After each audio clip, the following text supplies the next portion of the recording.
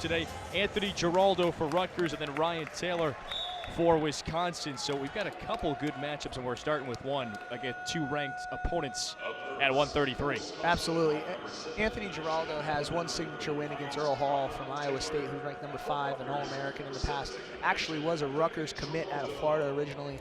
So Anthony Giraldo gets the signature win against him, number 5 in the country. But this is going to be a really big one going into the Big Ten tournament for criteria seeding-wise and just confidence overall moving forward. And the other ranked matchup, remember, will be Anthony Perotti for Rutgers, then Isaac Jordan, who's an outstanding wrestler himself. So look for that at the 165 weight class. Giraldo, he's 10-6 in duels this year. Rutgers wears the black singlets, and then Wisconsin in the red. Taylor, on the other hand, in just 4 duels, he's 1-3. Yeah, we'll see if Giraldo can get out to a quick start. He's been wrestling matches. He doesn't score a ton of points, but he's exciting to watch. If he can get onto his offense and create some action on his feet, he usually ends out on the right side of the scramble. So we'll see if he can create some action. Right now, Taylor's looking like he's trying to feel him out, keep it a little bit tight and a little bit slow. He brought up some of the tough competition that Giraldo has had to deal with this season. He went up against number 1 in the country earlier this year in Cody Brewer at Oklahoma. And Taylor, on the other hand, the most takedowns on this Wisconsin team, but Giraldo, he gets 2 points. Wow, and they gave him 2 right away. You only have to have 3 points of contact down on the mat, so they did give him the 2 right away. And Taylor, obviously, Granby's out, gets the escape, right back on their feet, but that's going to be big points. And you're right, he has wrestled some tough competition. You don't want to really say Cody Brewer, he wrestled him tough. He ended up getting pinned in the first period, but he scored 3 takedowns in that first period, built a really big lead. And then Brewer showed you why he's a returning national champ and put Giraldo to his back. But it kind of made you feel like, man, Anthony Giraldo can wrestle with the best of them. And like you said, placing at the Midlands, having a signature win over an returning All-American, number 5 in the country, especially an ex-Rutgers commit who decommitted, feels pretty good if you're Coach Goodale and Anthony Giraldo. And he's just a redshirt freshman. Taylor, on the other hand, he's the redshirt junior from Ohio. And Wisconsin, winless in Big Ten play. You start out with one of your 2 ranked wrestlers. This is important for Wisconsin to get out quickly. Sure it is. I mean, you can't see it in your screen right now, but Coach, there's Donnie Pritzloff over there, wrestling half the match for his guy. But Barry Davis is on the other side for Wisconsin, already literally on the mat, trying to coach his guy up, and he knows this is a big one if they want to see if they can pull one out here. It's a heck of a coaching matchup. Barry Davis, you can call him the best wrestler in Iowa wrestling history. He's been at Wisconsin for 23 years. Scott Goodale, he's now in his 9th season with Rutgers. So the Scarlet Knights and Goodale, they're new to this conference, but both of these coaches, they have some outstanding pedigrees. Yeah, absolutely. A good shrug by right towards the end. Nice shrug by Taylor.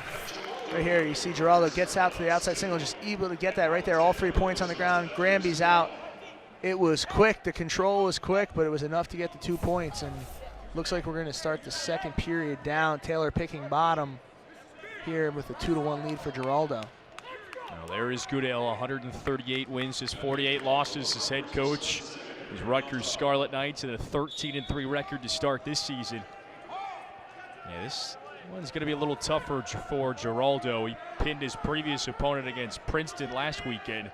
Yeah, I don't think that'll won't see that anything today. Unforeseen. This is going to be a little bit tougher. But Giraldo doing a nice job with the cross wrist. You can see him coming out to the side, trying to get some leverage to tilt him through, and then step back the other way. But he's got really good control of Taylor, trying to build up some riding time, approaching 30 seconds right now of riding time here in the second period. You see him trying to get some leverage and pull him through. If he can get him all the way over, he might be able to get him a quick turn, but he's going to try this. He can't get him. He's going to turn all the way back to the opposite side so he can get a quick tilt. That's riding 45 seconds now of riding time for Giraldo. Still in really good position here. He was working for a turn the entire first minute of this period, approaching a minute of riding time, and now they hitting for stalling on Wisconsin. I'm sorry, the red confused me for 1 second. But Wisconsin stall over a minute of riding time now for Giraldo as they go out of bounds. And if you're a Rutgers fan, you obviously know what this is about. Everybody's feeling the energy here. Well, they're trying to win 8 in a row home. That's a streak that's dating back to the end of last season.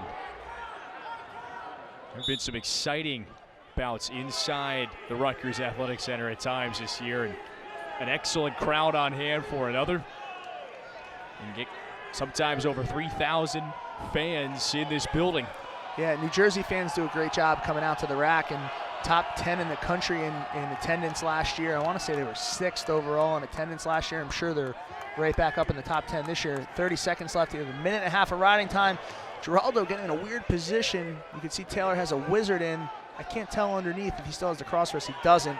Right now it's a wizard. He's looking for a reversal.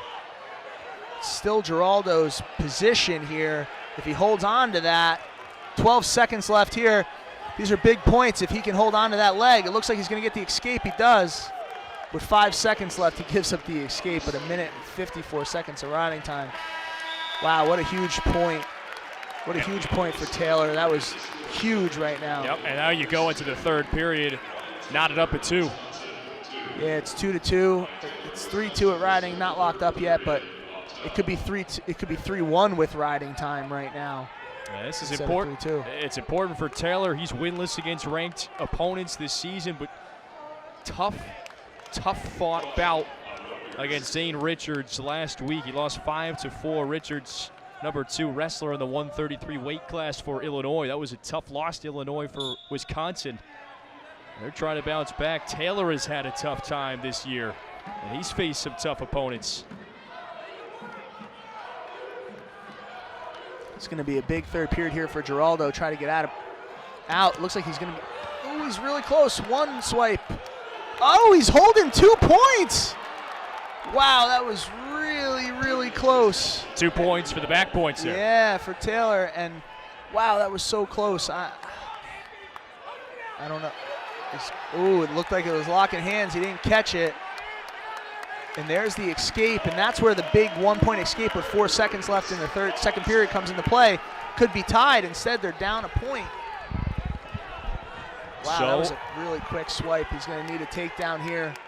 But he does have riding time still locked up. So technically, minute and 19 seconds of riding time. Technically, the score is 4-4. Taylor would have to get that number under a minute to try to subtract that point. In theory, like you said, it's knotted up at 4 with now 50 seconds left in the third period. That's the second time Taylor went for the pass by. What's the strategy for Giraldo? Number 1, he's got to stay in bounds or he's going to get hit for stalling, which he just did. You can see right here, Taylor trying to re-drop him. As soon as he does, gets the quick tilt. 1 swipe. He didn't swipe yet, though. 1 swipe. I mean, it's 2 back points for sure. He just didn't swipe him out. Good call by the official to give the 2 back points. He just didn't swipe him out the right way. But 45 seconds left. If you're Giraldo, it's 4-4. You have if you count the overtime, you have a minute and 45 seconds. You got to get a takedown. I mean, that's what it comes down to. If you go into the double overtime, you feel good because you just wrote him out for a minute and 50 seconds. But really, strategy is next takedown wins. Both guys have stalling calls. You're going to have to circle in. I don't think the official is going to call a stall call here in this match with 20 seconds left. They're getting closer. We'll he did! He hit it for stall! Wow, he hit Wisconsin for stalling. I got to tell you, I don't know if I should even say this, but that's a horrible call. Oh, my God. And with 20 seconds. I literally just said he's not going to hit anybody for stalling. Watch this. Oh, my. I got to tell you, that's a really poor call. Now look at Taylor's reaction. Leo's over there hollering. He wants Barry Davis away from the table because he wants these guys to wrestle. He's catching his breath right now. He's going to come hard right now. Riding time is locked up. He's going to come hard right now for a takedown. Don't be surprised if you see a makeup call here for overtime, but that is a poor stalling call. With the riding time point, Giraldo has the 1-point advantage. He gave him the takedown right away and back points, and he loses, and he called the fall?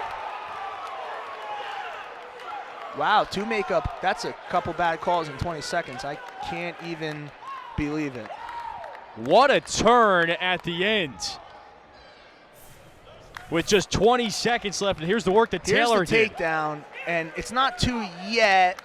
but now it is. And he's certainly pinned.